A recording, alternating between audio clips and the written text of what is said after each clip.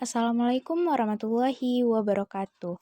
Kami dari kelompok 5 mata kuliah Anatomi Fisiologi Manusia dengan dosen pengampu Ibu Apoteker Mira Febrina, Master of Science, akan menjelaskan materi tentang potensial aksi dan potensial membran. Pada potensial aksi, hal-hal yang akan dibahas yaitu ada pengertian, penyebab yang terbagi menjadi dua yaitu general sense dan juga special sense.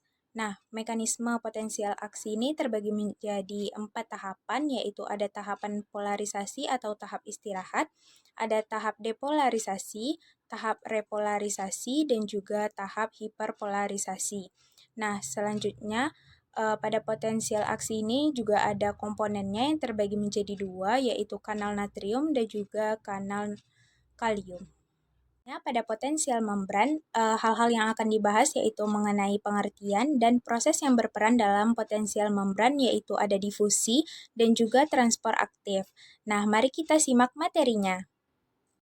Pengertian potensial aksi. Potensial aksi adalah aliran ionik positif dan negatif yang bergerak di membran sel. Semakin besar diameter akson, semakin cepat penghantaran potensial aksi. Dikarenakan tahanan arus listrik banding terbalik dengan luas penyampang penghantar arus tersebut. A. Penyebab potensial aksi. Potensial aksi ditimbulkan oleh adanya sensasi yang dirasakan oleh tubuh. Pada saat ini, kita dapat membagi sensasi menjadi dua, yaitu yang pertama, general sense, di mana reseptornya secara luas tersebar di tubuh. General sense ini dapat dibagi menjadi dua bagian, yaitu somatic sense dan visceral sense. Somatic sense menyediakan informasi sensorik tentang tubuh dan lingkungan sekitar, yang termasuk di dalamnya adalah sentuhan, tekanan, suhu, dan nyeri. Sedangkan visceral sense menyediakan informasi tentang keadaan tubuh internal, terutama nyeri dan tekanan. Penyebab potensial aksi yang kedua yaitu adalah special sense. Special sense ini lebih mengkhusus pada struktur ataupun penempatan pada organ tubuh. Yang termasuk ke dalam special sense ini adalah bau, rasa, suara, cahaya, dan keseimbangan. B. Mekanisme potensial aksi. Mekanisme potensial aksi ini memiliki beberapa tahap. Yang pertama yaitu tahap istirahat.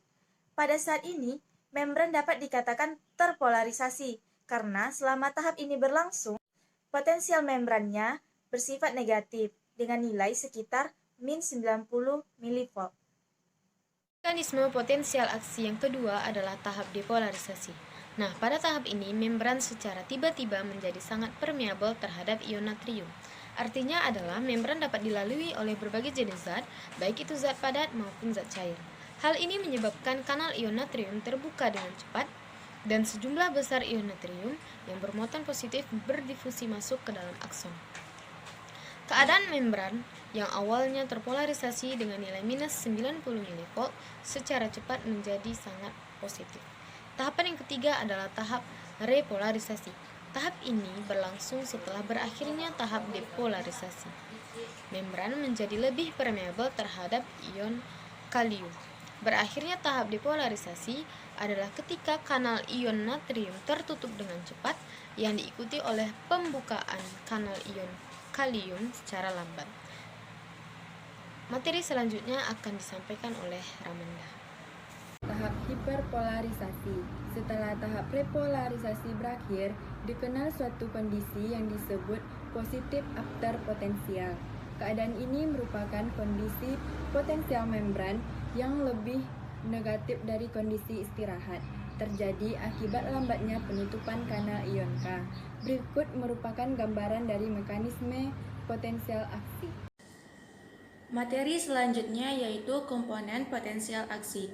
Kanal-kanal yang berperan yaitu pertama, kanal natrium bergerbang voltase. Kanal ini sendiri memiliki dua gerbang, yaitu gerbang aktivasi yang berada dekat dengan sisi luar kanal dan gerbang inaktivasi yang berada dekat dengan sisi dalam kanal. Gerbang aktivasi, ketika potensial membran istirahat, potensial akan meningkat dari 90 mV menjadi 0 dan akhirnya mencapai suatu voltase. biasanya berkisar antara min 70 mV dan min 50 mV. Baiklah, saya akan melanjutkan materi yang sebelumnya. Gerbang inaktivasi. Kenaikan voltase yang sama besarnya dengan yang membuka gerbang aktivasi juga akan menutup gerbang inaktivasi.